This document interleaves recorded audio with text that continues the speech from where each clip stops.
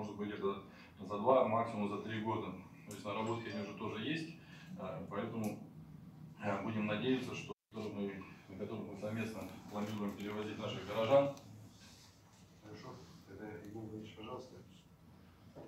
Директор по развитию продаж русские автобусы.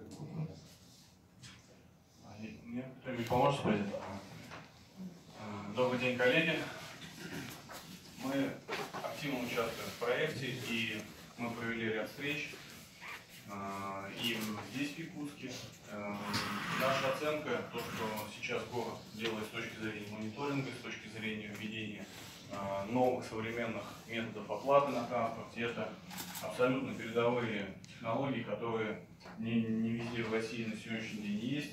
И здесь это очень приятно. Наряду с этим, безусловно, должен быть и современный транспорт. И здесь мы, как производитель, можем помочь и оказать, внести свою лепту в проект обновления. И если можно, первый слайд. Мы провели работу, учитывая все требования, которые сейчас есть к подвижному составу, выбрали две ключевые модели. Это автобус ПАС, размерность его 8,8 метра. Это автобус, который на сегодняшний день оснащается двигателем на метановом топливе. 64 пассажира – это общая пассажировместимость. И второй автобус, который мы выбрали, это автобус КАПС. Это 10,2 метра. Значит, этот автобус также оснащается двигателем CNG. В обоих автобусах двигатель, который мы используем, это собственное производство, которое находится в Ярославле.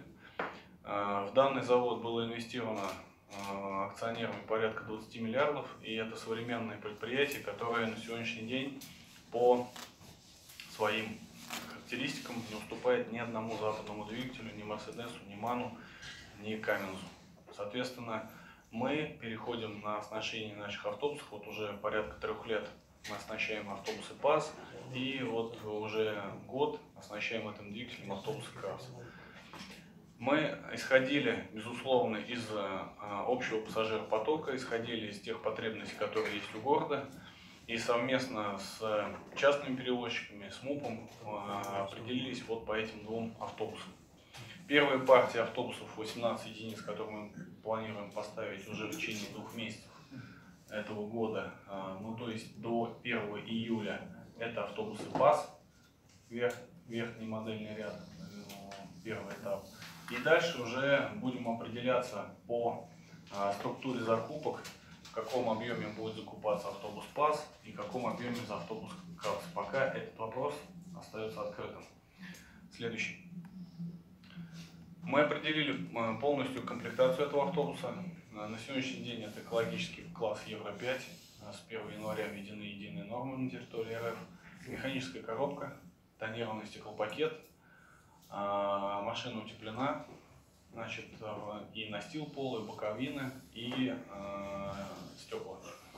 Улучшенная отделка пассажирского салона применена. И мы установили 2 дополнительных газовых баллона для того, чтобы увеличить суточный пробег на метане. Цвет кузова определен красный. Следующий. Значит, на сегодняшний день этот автобус отвечает всем требованиям. Мы можем установить на этом автобусе также требования по доступной среде. Это так называемый пандус. Вот.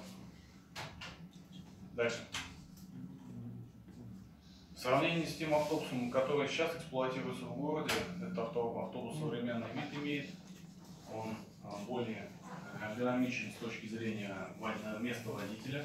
То есть водитель будет меньше уставать на маршруте. Это, безусловно, влияет на безопасность движения.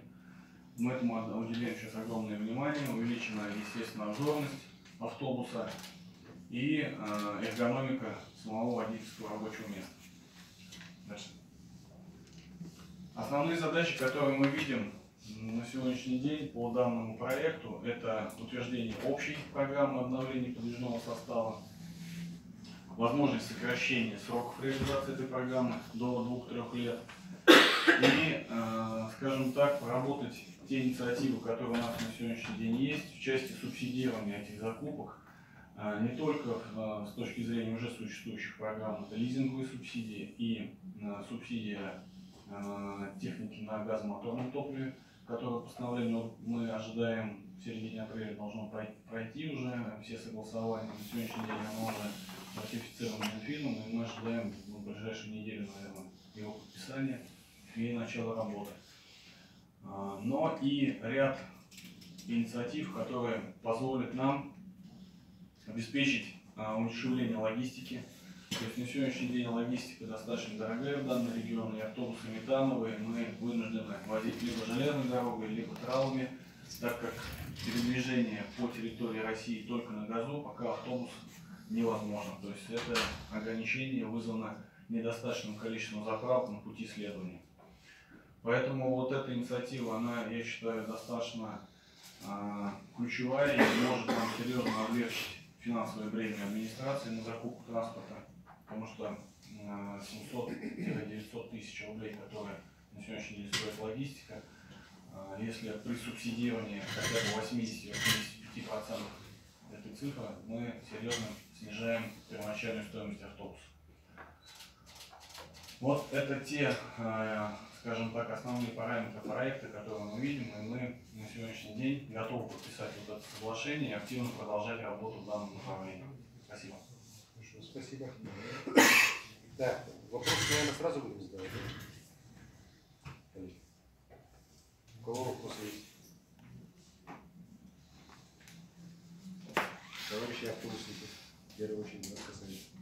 Ну, один вопрос можно задать. Там как бы на улучшение идет, да?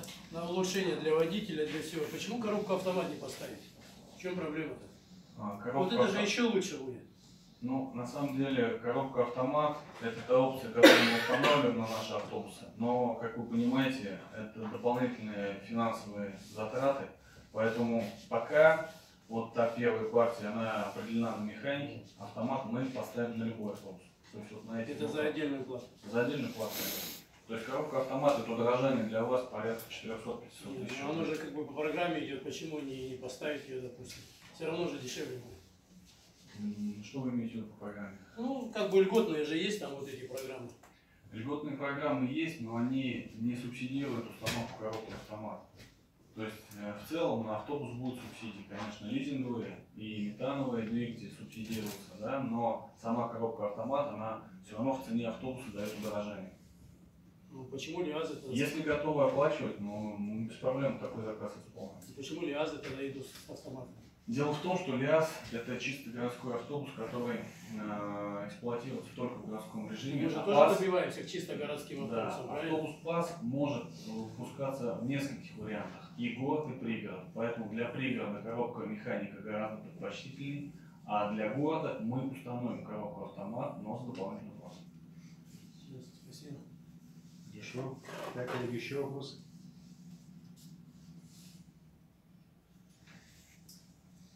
Вопросов нет. Так. Это или очень хорошо, так, или... Ну, просто вы в командировке же не Да, выезжаете. очень хорошо, так. Александр Ильич, вы что-нибудь добавите? Сейчас.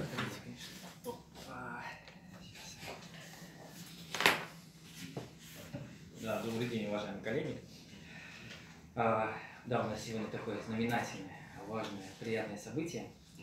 Конечно, хотелось сразу поблагодарить от лица Министерства Российской Федерации по развитию Дальнего Востока городскую администрацию города Иркутска, лично вас, Александр Сергеевич, что вы изыскали возможность для посещения в этом мероприятии.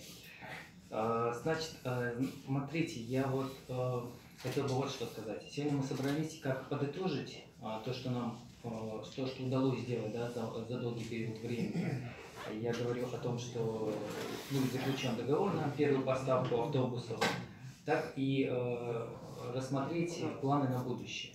То, что говорил сегодня Сергей Николаевич, и я об этом как раз хотел упомянуть. Ну, мне отрадно еще раз сказать, что именно городская администрация исходит прежде всего из потребностей населения, поскольку замена комфортным транспортом, да, который уже проверен временем и проверен именно климатическим условиям, вызывает глубокое уважение, что несмотря на все сложности, которые действуют сейчас ввиду сокращения бюджетов, такая программа реализована на первом этапе. Нам всем известно, что изношенность автобусного парка по Дальнему Востоку составляет более 85%, и это большая проблема. Мы со стороны Минвостокразвития хотели бы сказать, очень важно здесь и предпринимательское сообщество, то, которое принимает участие непосредственно, их активная такая позиция, которая дает возможность реализовывать эти программы. Я хотел бы упомянуть, что предстоит решить комплексную проблему по замене автобусного парка. И прежде всего это создание инфраструктуры, о чем вот Александр Сергеевич сегодня говорил. Мы хотели бы предложить, чтобы этот диагностический центр он был использован на площадке территории опережающего развития в Кангаласы, с учетом того, что есть определенная преференциальная история, да, то есть условия, которые позволят в кратчайшие сроки реализовать этот проект и с наименьшими затратами. И для всех, считаем, будет удобно,